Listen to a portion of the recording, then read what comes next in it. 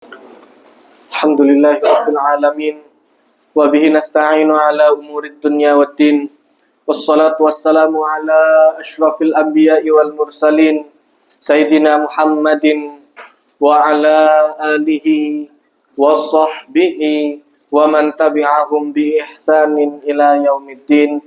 Subhanaka la ilma lana illa ma 'allamtana innaka antal alimul hakim.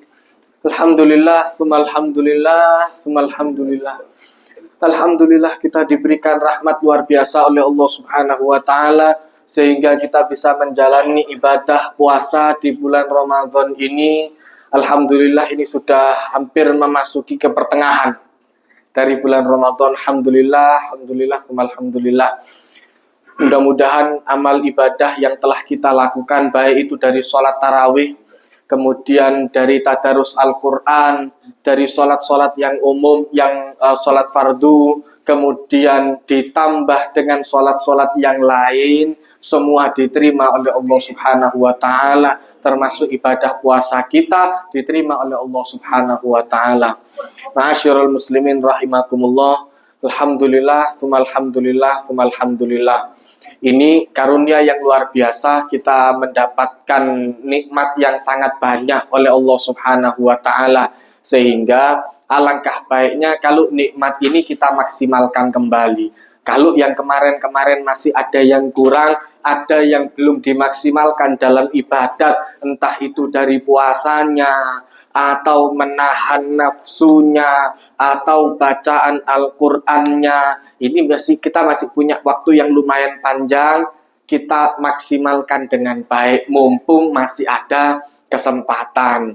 Allah Subhanahu wa ta'ala mengajarkan wal asr, perhatikan waktu, perhatikan masa, demi masa, innal insana lafi khusr. Sesungguhnya manusia itu berada dalam kerugian. Kok tiba-tiba tanggal segini ya? Kurang didik maning riyoyo isanan. Cepat. Watil kal ayamu nudawiluha bainana. Demikian kata Allah Ta'ala, kami jadikan waktu itu silih berganti terus kebut-kebutan. Maka yang belum maksimal dimaksimalkan kembali, yang belum terlaksana dilaksanakan. Target apa yang bisa dilakukan di bulan Ramadan, yang bisa kita bawa keluar dari Ramadan. Karena hakikatnya Ramadan ini sekolah. Layaknya sekolah, sekolah itu tidak mengajarkan semuanya kepada kita, enggak. Sekolah itu hanya memberikan kunci-kunci saja. Kita yang mengembangkan. Ramadan itu madrasah, sekolah. Di Ramadan orang menjalankan puasa enak karena koncone akeh. Orang menjalankan tarawih enak karena orang banyak yang melakukan. Mau melakukan sholat witir juga enak. Mau tahajud apalagi karena sudah bangun sholat, bangun untuk sahur gampang. Begitu di luar Ramadan, baru semua itu terasa sulit. Yang awalnya tahajudnya mudah jadi sulit karena bangun sudah adzan subuh. Yang awalnya kemudian setelah sholat isya masih menyempatkan untuk sholat, sekarang setelah sholat isya langsung banter-banteran. Nanti akan kelihatan. Begitu sudah lebaran, itu ketok kabeh.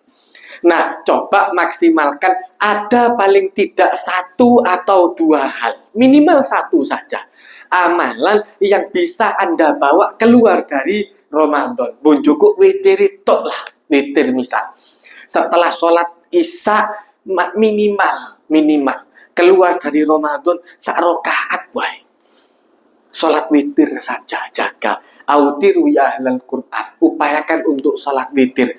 Wahai orang-orang yang diberi oleh Allah Ta'ala Al-Quran, kata Rasulullah. Fa innallaha witrun yuhibbul witr.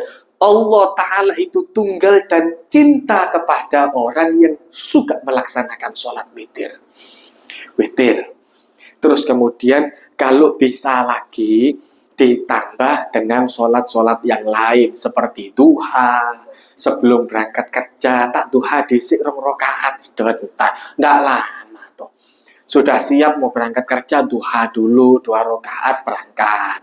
Atau di tempat kerja ada waktu break istirahat sebentar, atau tidak ada lagi kosong ini, tidak ada yang dikerjakan untuk sementara ini, sholat duha dulu. Mumpung ada kesempatan. Utamanya di bulan ini, semua amal ibadah dilipat gandakan. Dilipat gandakan. Emang momen untuk sekolah ini momen untuk memaksimalkan pembelajaran. Get no disi. Karena kalau di bulan ini kita males, di bulan-bulan yang lain bisa jauh lebih males. Mumpung ada waktu untuk sekolah, untuk belajar pendidikan di sini, kuat-kuatkan ada di sini. Rasulullah itu ketika masuk bulan Ramadan, beliau mencontohkan hampir semua hal yang kita kerjakan itu kuat luar biasa. Sodakoh-sodakohnya Rasulullah itu kencang ketika Ramadan. Kuat. Bahkan para sahabat menceritakan seperti angin yang berhembus. Ada apa? Kasih. Enteng saja Rasulullah untuk ngasih. Kenapa? Harta jangan diletakkan di hati. Letakkan di tangan sehingga mudah untuk memberikan. Kemudian Rasulullah juga sholat sunnah.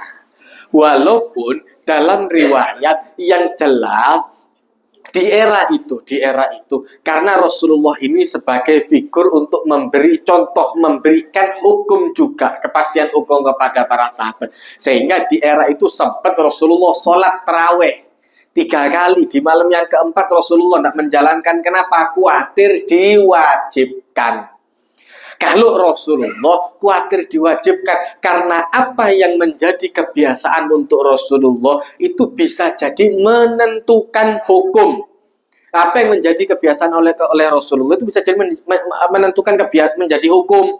Contoh, Rasulullah itu terbiasa untuk bersiwak, dan Rasulullah sampaikan, laula an asyukka ummati, seandainya saya tidak takut untuk menyulitkan umat saya, la amartum bisiwaki ma'a kulli wudu'in, saya akan perintahkan mereka untuk bersiwak setiap kali wudu.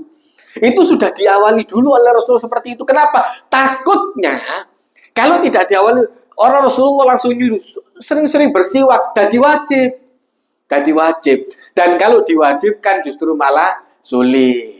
Dan itu juga sebenarnya ada dalam beberapa hadis dan ada juga dalam ayat yang memang Allah Ta'ala ngajari. Kalau tanya kepada Rasulullah, karena Rasulullah sebagai figur untuk memberi contoh dan untuk menentukan hukum, maka juga Rasulullah berhati-hati. Suatu hari Rasulullah SAW didatangi oleh seorang sahabat. Nih kalau kepingin tahu kenapa kok Rasulullah tidak sholat tarawih mesti 30 dino.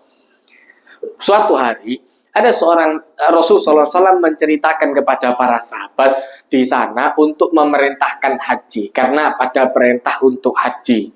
Rasulullah sampaikan kepada para sahabat, sesungguhnya Allah Ta'ala menyuruh kalian untuk berhaji. Fahuju, maka hajilah kalian. Ada seorang di belakang tanya, ya Rasulullah, apa tiap tahun? Tidak dijawab sama Rasulullah. Karena kalau Rasulullah jawab iya, bahaya. Malah jadi wajib. Apa yang ditentukan oleh Rasulullah itu menentukan hukum ke depannya. Dan dijawab sama Rasulullah. Rasulullah sampaikan lagi, ayyuhan nas, wahai seluruh manusia, innallah, sesungguhnya Allah Ta'ala itu mewajibkan kepada kalian untuk haji. Hajilah kalian. Orang ini tanya lagi, Rasulullah, apa tiap tahun? Dan dijawab. Begitu yang ketiga, kata Rasulullah, hampir saya jawab iya. Dan kalau saya jawab iya, kalian gak akan sanggup. Rasulullah itu dengan pemikiran nubuwah, dengan logika nubuwah, cara berpikir Nabi itu berbeda dalam banyak hal, dalam beberapa hal. Cara berpikir Rasulullah itu berbeda dengan cara berpikir kita. Atau lumayan atau kaji. Bagi Rasulullah untuk menjalani kehidupan yang seperti itu wajar saja. Bagi kita, ya manggos. Orang nggak mau. Coba Anda bayangkan hidup seperti Rasulullah. Logika Rasulullah sudah tahu Islam ini nanti ke depan akan melebar, akan meluas, akan banyak. Sekarang kuota haji saja, iku sing wis di korup bae, iku sing Mekah. Bayangkan kalau semua orang terus Rasulullah jawab iya. Terus semua orang Indonesia asing Islam itu kudu berangkat haji ben tahun. Mau diperluas seperti apa? Dah cukup gini. Dan betul Rasulullah ngajari itu luar biasa. Rasulullah itu belum terjadi, tapi cara nalar beliau sudah sampai ke sana. Sudah sampai ke sana. Dan begitu hebatnya Rasulullah. Makanya apa yang kemudian kita bisa teladani dari kehidupan Rasul Shallallahu Alaihi Wasallam, terutama di bulan Ramadan ini, teladani betul. Apa yang kita bisa kulik dari kehidupan Rasulullah? Oh, saya mau nyuntuk duhanya Rasulullah. Oh, saya mau nyuntuk wudhunya Bilal. Oh, saya mau nyuntuk witirnya Rasulullah. Witir itu memang tergantung siapa yang diikuti. Cuman Rasulullah mencontohkan tiga-tiganya. Rasulullah pernah witir di awal waktu seperti sekarang. Ini awal waktu. Mari isajok langsung witir. Ya. Rasulullah pernah sholat witir di pertengahan waktu, berarti tengah malam. Rasulullah juga pernah sholat witir sebelum adzan persis.